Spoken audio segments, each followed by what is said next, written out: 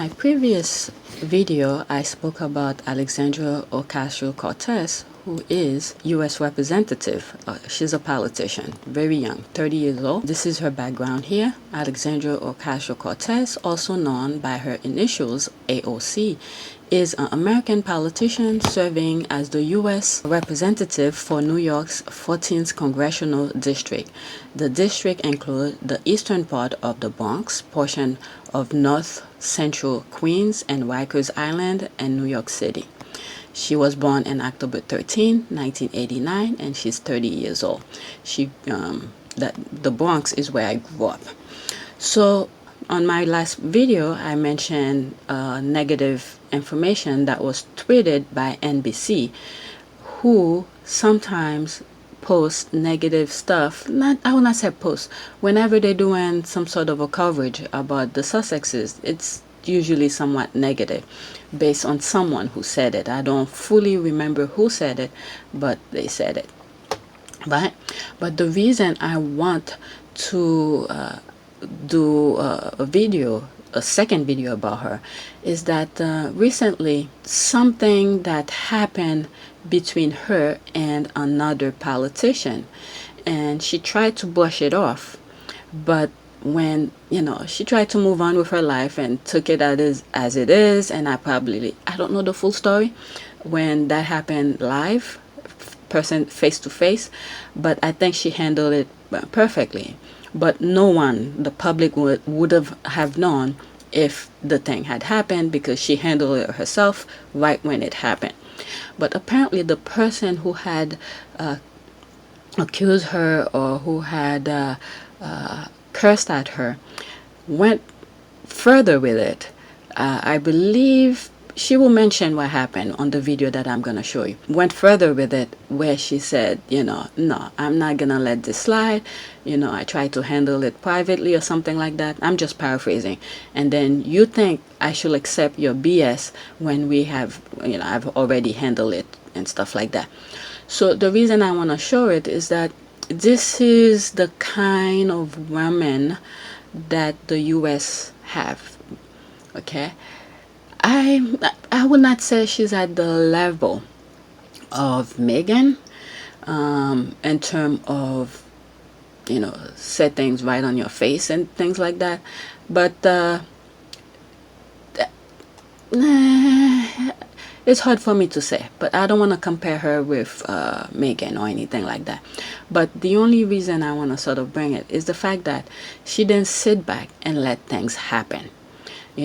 First she handled it privately, then the person had the balls to go further with it, and then she put him in his place. So here's the video. Her video is about maybe 10 to 12 minutes long. So yeah, that's it. Thank you for watching. Madam Speaker, I seek recognition for a question of personal privilege. The chair has been made aware of the valid base for the gentlewoman's point of personal privilege. The gentlewoman from New York is recognized for 1 hour. Thank you, Madam Speaker. And I would also like to thank many of my colleagues for the opportunity to not only speak today, but for the many members from both sides of the aisle who have reached out to me in support following an incident earlier this week. About 2 days ago, I was walking up the steps of the Capitol when Representative Yoho suddenly turned a corner, and he was accompanied by Representative Roger Williams, and accosted me on the steps right here in front of our nation's Capitol. I was minding my own business, walking up the steps, and Representative Yoho put his finger in my face. He called me disgusting. He called me crazy. He called me out of my mind. And he called me dangerous.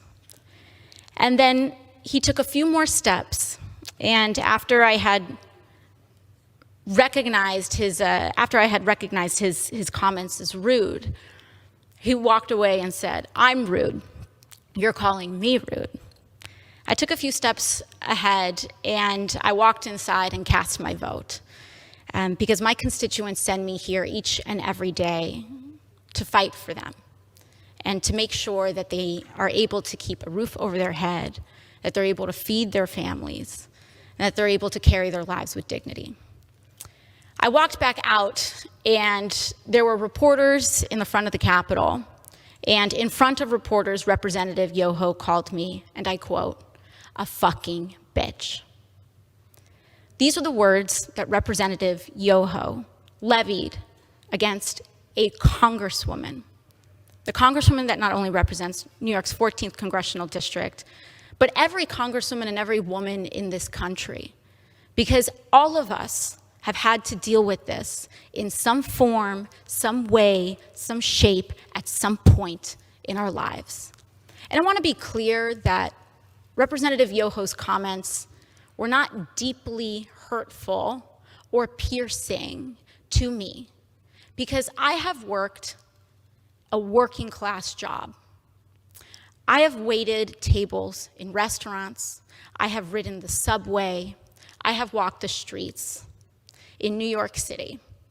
And this kind of language is not new. I have encountered words uttered by Mr. Yoho and men uttering the same words as Mr. Yoho while I was being harassed in restaurants.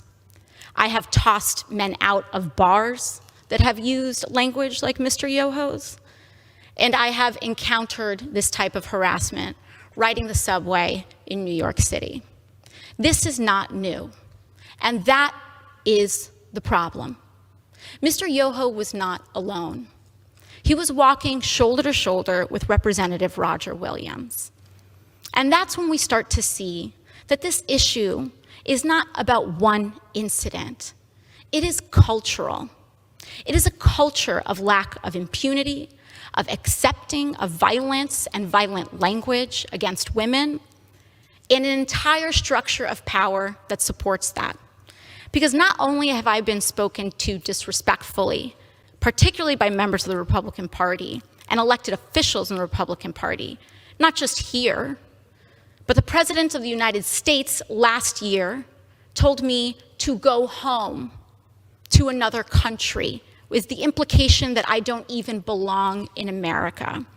The governor of Florida, Governor DeSantis, before I even was sworn in, called me a whatever that is.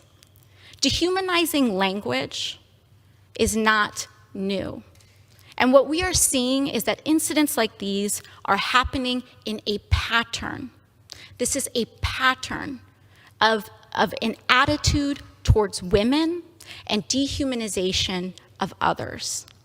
So while I was not deeply hurt or offended by little comments that are made, when I was reflecting on this, I honestly thought that I was just going to pack it up and go home. It's just another day, right? But then yesterday, Representative Yoho decided to come to the floor of the House of Representatives and make excuses for his behavior. And that I could not let go. I could not allow my nieces, I could not allow the little girls that I go home to, I could not allow victims of verbal abuse and worse to see that excuse, and to see our Congress accept it as legitimate and accept it as an apology, and to accept silence as a form of acceptance. I could not allow that to stand, which is why I am rising today to raise this point of personal privilege. And I do not need Representative Yoho to apologize to me. Clearly, he does not want to. Clearly, when given the opportunity, he will not. And I will not stay up late at night waiting for an apology from a man who has no remorse over calling women and using abusive language towards women.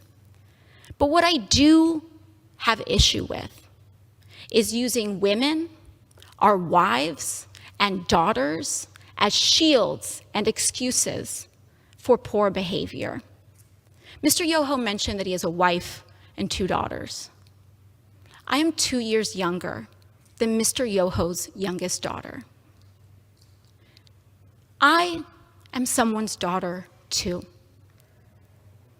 My father thankfully, is not alive to see how Mr. Yoho treated his daughter. My mother got to see Mr. Yoho's disrespect on the floor of this house towards me on television. And I am here because I have to show my parents that I am their daughter and that they did not raise me to accept abuse from men. Now, what I am here to say is that this harm that Mr. Yoho tried to levy against me was not just an incident directed at me. But when you do that to any woman, what Mr. Yoho did was give permission to other men to do that to his daughters. In using that language in front of the press, he gave permission to use that language against his wife, his daughters, women in his community. And I am here to stand up to say that is not acceptable. I do not care what your views are. It does not matter how much I disagree or how much it incenses me or how much I feel that people are dehumanizing others. I will not do that myself. I will not allow people to change and create hatred in our hearts. And so what I believe is that having a daughter does not make a man decent. Having a wife does not make a decent man. Treating people with dignity and respect makes a decent man. And when a decent man messes up, as we all are bound to do, he tries his best and does apologize. Not to save face, not to win a vote. He apologizes genuinely to repair and acknowledge the harm done so that we can all move on. Lastly, what I want to express to Mr. Yoho is gratitude. I want to thank him for showing the world that you can be a powerful man and accost women. You can have daughters and accost women without remorse. You can be married and accost women. You can take photos and project an image to the world of being a family man and accost women without remorse and with a sense of impunity. It happens every day in this country. It happened here on the steps of our nation's capital. It happens when individuals who hold the highest office in this land admit to hurting women and using this language against all of us. But once again, I thank my colleagues for joining us today. I will reserve the hour of my time, and I will yield to my colleague, Representative Jayapal of Washington. Thank you. And thank you for watching. Don't forget to subscribe, like, and share. Let me know what you think.